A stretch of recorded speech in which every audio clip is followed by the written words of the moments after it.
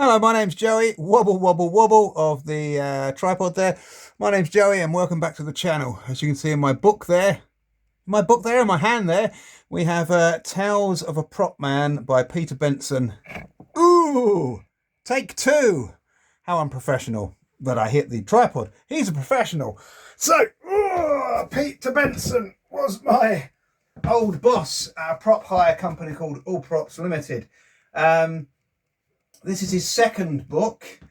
His first book was mostly about his life in working in the film industry and working on adverts. He's met lots of famous people, yet he's immensely humble. And this is his second book. This is about All Props Limited, the prop hire company that he started up with himself, Peter Benson, Les Benson, his brother, George Ball, and Dennis Hopper. Oh God, I should have. Apologies. I should have. I never met Dennis, so I can't remember his name just like that. Okay, just for sake of argument, let's have a look quickly.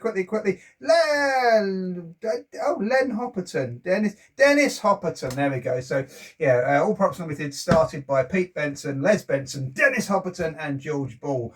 All those names you will find in some of the glory days films from the past in the 80s and the 70s. Some of the real classics, you'll find their names because they were prop men.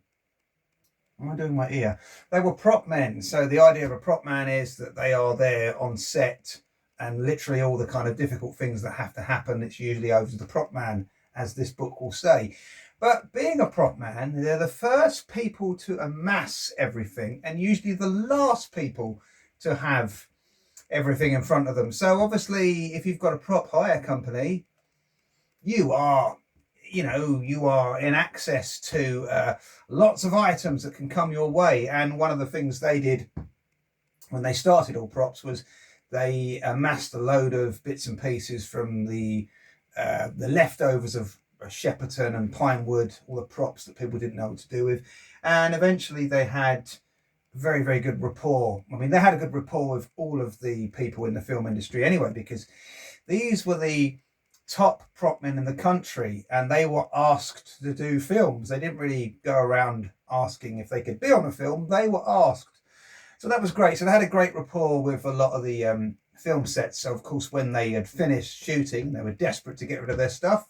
They would either buy the items to fill their prop house or they would be given them. So this is the second book by Pete Benson. If you're interested in the film industry, if you want to know what a hard life it is as well, then definitely read this book. Tales of a Film Prop Man by Pete Benson, published by Atmosphere. Because I always wanted to work in film and TV. And then working at a prop hire company, and I still work at one now, really made me appreciate the 9 to 5. And you'll find in this book, a lot of times, Pete talks about getting ready to go home at 10 o'clock.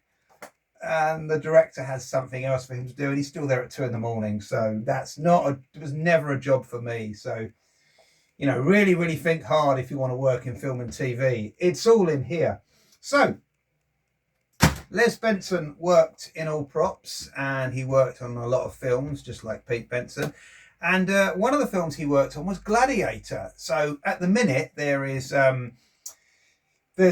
couple of helmets from Gladiator being sold by the movie prop store of London and Los Angeles. And it got me thinking about my Gladiator stuff. So first of all, we're going to start off with, these are Les Benson's Gladiator notes. So these are all the kind of notes that he would have had as a prop man. Well, not all of them, there's some of them, but it shows all of the props that he would have had to have amassed, where he got them from, what locations they have to go to, backwards and forwards, that kind of business, And I always think that Les was ahead of his time, because he used to say, now back in those days, props were all handwritten.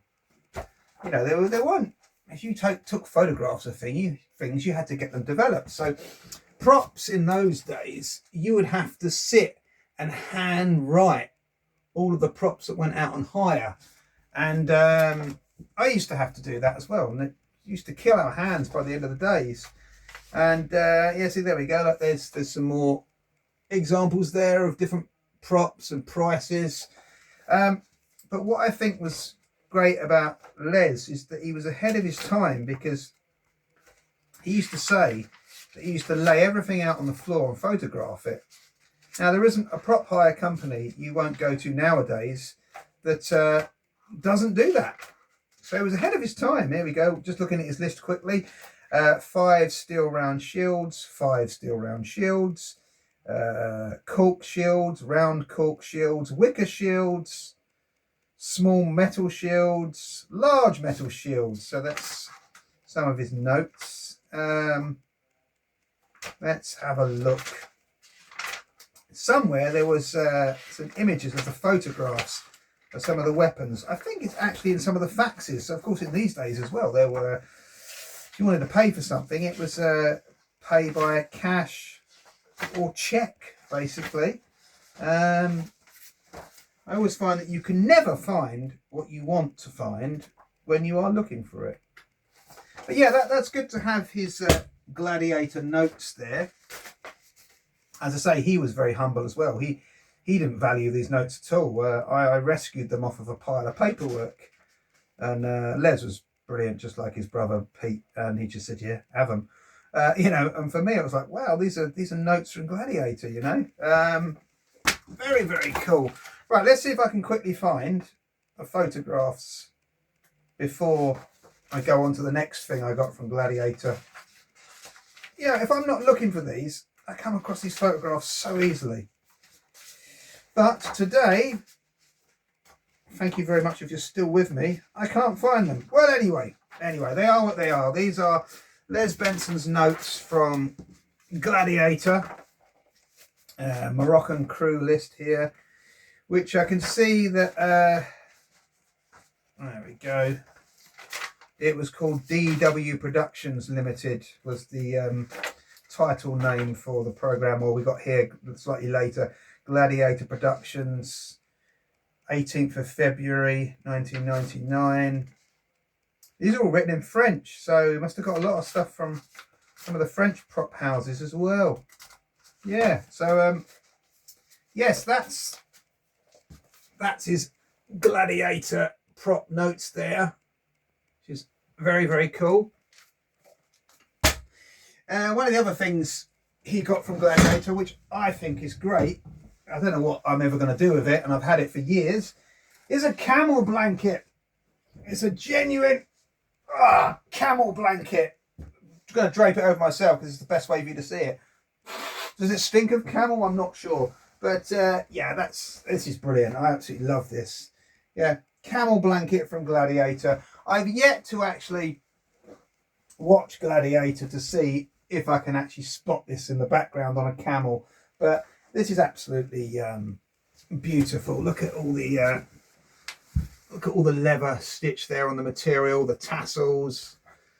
Absolutely brilliant. It gives such a great vibe, you know. Yeah, very, very cool. Genuine camel blanket from Gladiator. As I say, nothing amazing, nothing too special, but he always used to go around and point to where he got a lot of the props from. Obviously, being a prop man, he would know where they came from as well. So that was the camel blanket. And the very last thing I've got to show from Gladiator, which I think is actually rolled away. There we go. Whoa, what a great sound. It was a prop Gladiator sword that he used to point out and say, I made that for Gladiator. So yes, this is a stunt sword or background sword. This is a background sword for obviously when they're training to be gladiators. And it's quite rough. There is there's some initials in there called JF or JC. That probably would have been the actor who was using this in the background. It's very, very kind of simple steel. It's got a rough weld there. This pommel, I think, the handguard, is just painted gold metal. The handle is a pre-existing handle of some kind. It's a plastic fake wood. It's split down the sides there, and he's put gaffer tape on there to hold it all together. and this pommel at the end has been painted gold. I very much suspect this is I don't know. When he said he made it, it looks like it's come from other bits and pieces. So yeah, I don't know how much. It's had a battering, which is cool. So it's had some action. But yeah, I wish I'd have asked him more about it. I don't know if he actually physically did the welding, or was it parts of an old prop Gladiator sword that he had and he put together. I don't know. I wish I'd have asked him more. But there you go. It's rough nut and bolt on the end there to hold it all together. But yeah, that's very cool to have a Gladiator sword from Gladiator, not a Roman sword, but a proper Gladiator sword.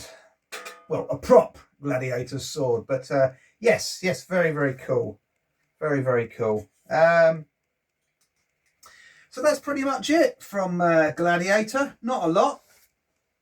Camel blanket, Gladiator sword, and of course Les Benson's notes from Gladiator, which I almost kind of swiped through there. One last look. Shall we see the pictures? Can we see the pictures? As I say, every time I flick through these, I come across the pictures without spending any effort. But now I'm trying to find some kind of effort. There's nothing. No. Oh well, as I say, Les was ahead of his time. He said that he used to lay everything out and take photographs of it, which is what every prop house kind of does now.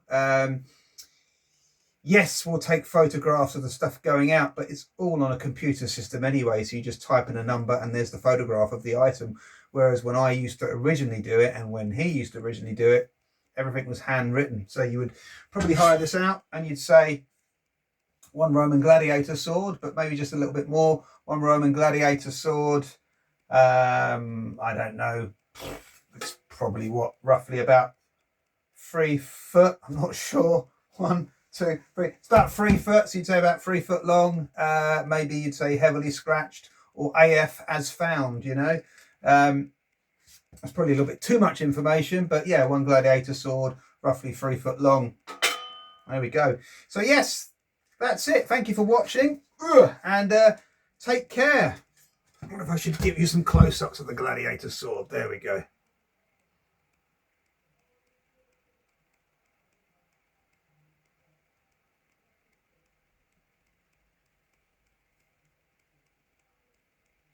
Cool. Thank you very much. Take care, and I'll see you soon.